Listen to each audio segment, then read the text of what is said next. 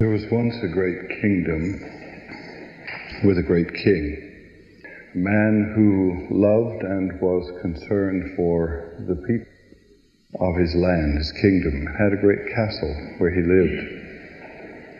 And the king had grown up somewhat in the midst of the people so that he knew a little of what poverty was like and what the jobs and the work of the people were like in the countryside and their feelings. But he was very much aware that living in the castle and very separated from the people, that there was a tendency from time to time to get a bit out of touch with how the people felt. And his great concern was that his kingdom would be passed to his son eventually. And his son, growing up in the castle, would have no idea what the life of the people that he was responsible for would be like. And so the king made a decision that was an extremely difficult decision for him, divided between the love of his son and the love of his people and the concern for his responsibility in the kingdom.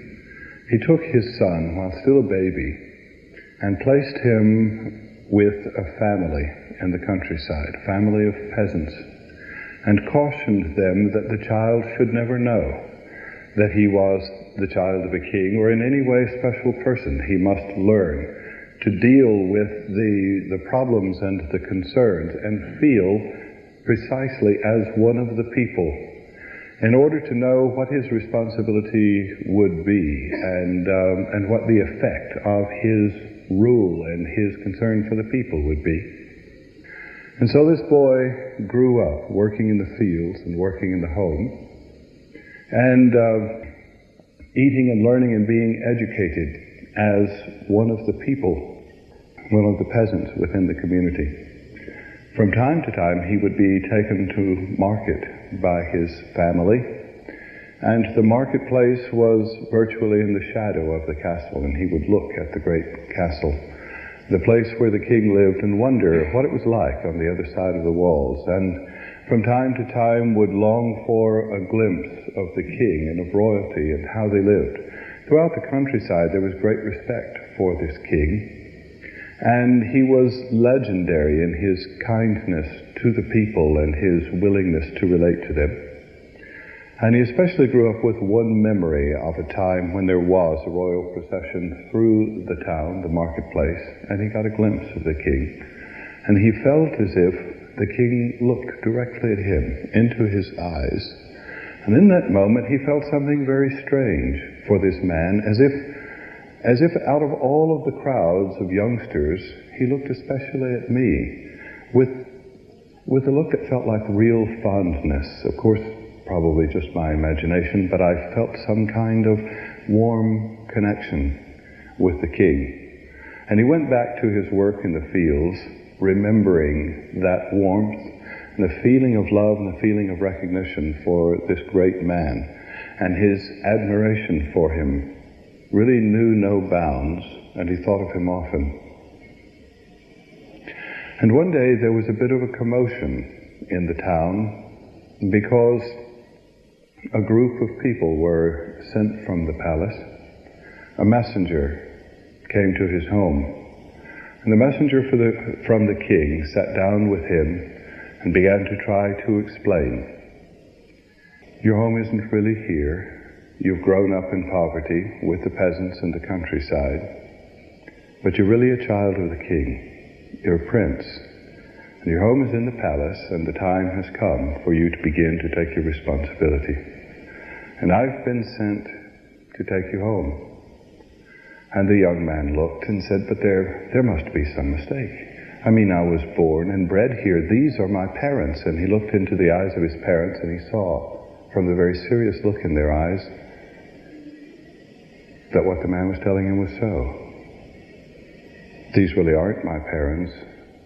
I did grow up in the village, but what this man is telling me is somehow the truth. And he thought of the romance and grandeur of living there, and he thought of being separated from the home that he had known, and he was torn in both directions.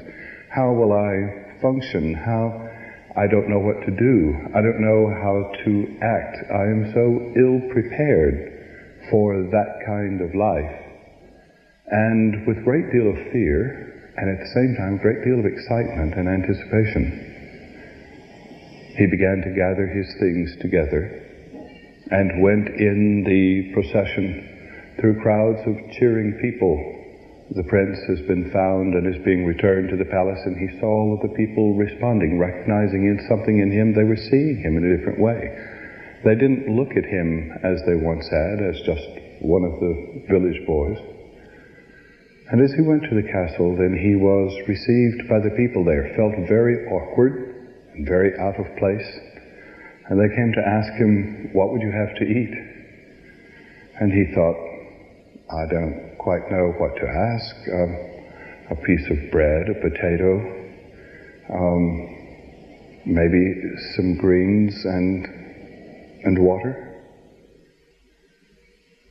And the chefs looked at him a bit stunned, realizing that in the next room he had laid a great banquet full of sweets and good things that were the uppermost expression of his artistry. And as the young man was led into the banquet, he didn't quite know what to do, which fork to use, how to sit, what to say. And as he began to get used to watching around him to see how to act and to how to feel, he began realizing that it's my responsibility then to begin to make important decisions. For some time, I have to just get used to living here. But more than that, the things that I do, the things that I say, the actions that I take will actually affect the lives, the quality of lives of other people. And I have to learn to accept the responsibility for the way I act, the things that I say, the decisions that I make. And he had all of these things to adjust to. A new identity. It was very basic. Who I am changed. I'm not who I thought I was. I'm not even what I thought I was. And all of a sudden, my actions make a difference, not just to me, but to all of the people of the countryside. What an enormous responsibility. I have to learn to live again in a new way, and learn the responsibility for my decisions and my actions in a new kind of way. The story is not a myth or a legend. It's not a fable. It's a true story. And I suppose now I have to reveal who I am.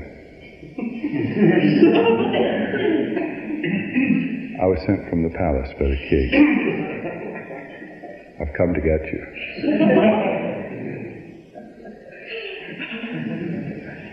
You no longer belong among the peasants in the countryside. It's time for me to tell you who you are. You're a child of the king.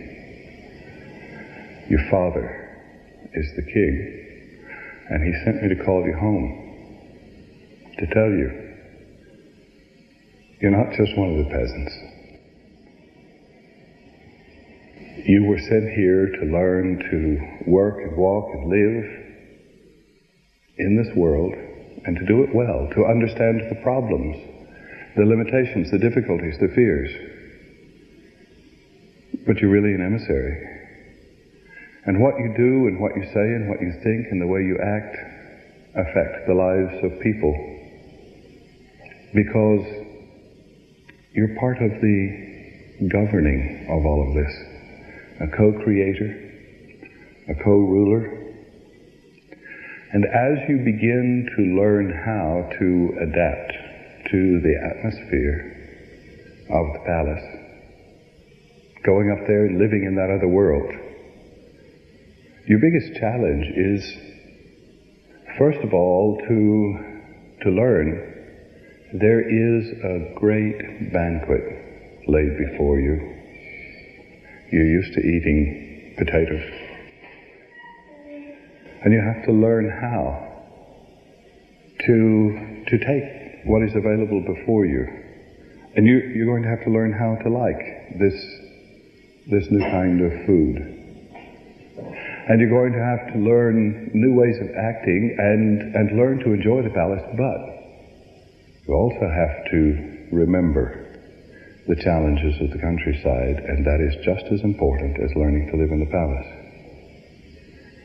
And if you get caught up in living in the palace and being the child of the king and close yourself within the palace walls, all of the effort of the king, his sacrifice in sending you and being separated from you all this time while you were learning will be in vain. Maybe I can say that in other words. There are those people, when they discover the peaceful beauty of spiritual reality,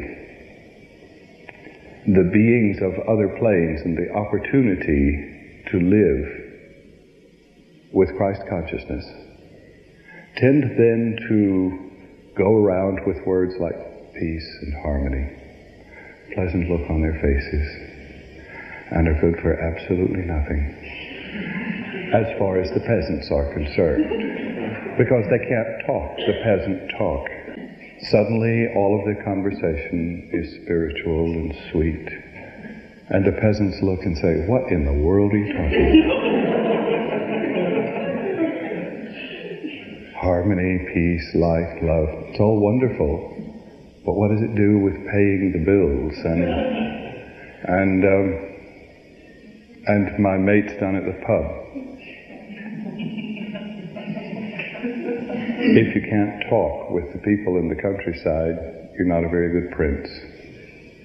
You're not relating to the subjects of the kingdom. Both sides are absolutely vitally important. You have to remember getting your hands in the dirt. Remember the ways that you lived, and remember what it feels like to feel as if you are absolutely cut off from the palace. You, every one of you, has had this glimpse, sort of, into the countenance of the king and felt a love and a familiarity, and yet he feels a long way off. Now is the moment to identify with who you really are. That king in the palace at the top of the mountain is your father. And that great temple at the top of the mountain is where you live. That's your home. But if you retreat there and lose contact with those people in the world around you, you're failing your responsibility. You must learn to live being loved and feeling loved and knowing who you are, a child of the King. And at the same time know your responsibility to the people, to bring to them the joy that you've discovered, but to bring it in ways that they can understand and relate to. Give them love, but don't make them swallow your spiritual expressions. Give them love and healing and kindness, but don't require that they understand your jargon or your mannerisms. Meditate, but don't require those that you encounter to meditate in order to have a communication or a relationship with you. Eventually, they'll find out who they are, too. But until they do, it's all right.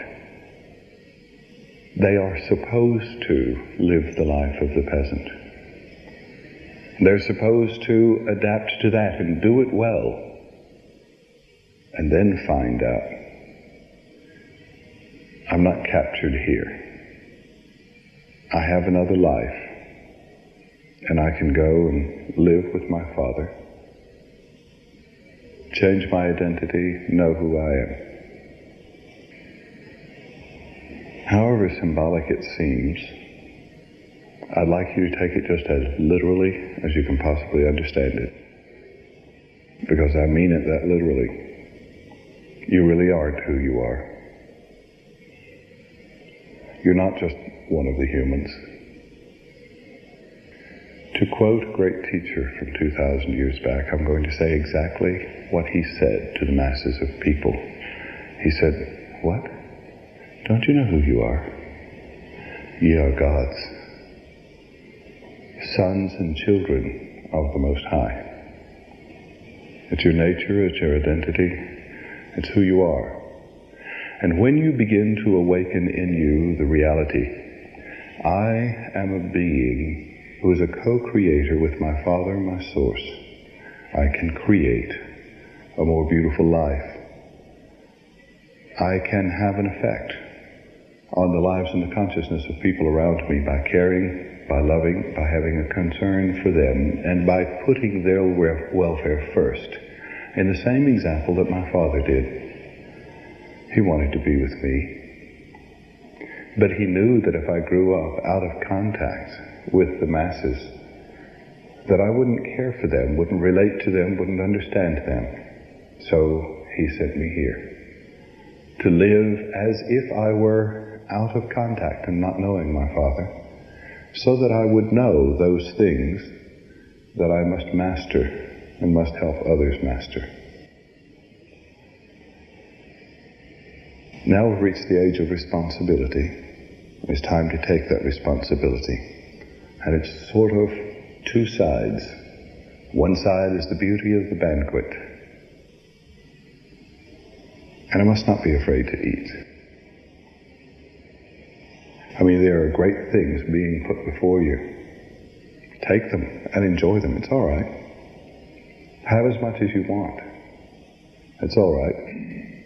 And remember the other side. The responsibility, being able to care for others as your Father cared for others, and is the reason why he put you among them, so that you would know how to work with them and how to serve them, as you cause a difference among them in life. Wake up. Know who you are. You're a child of the King.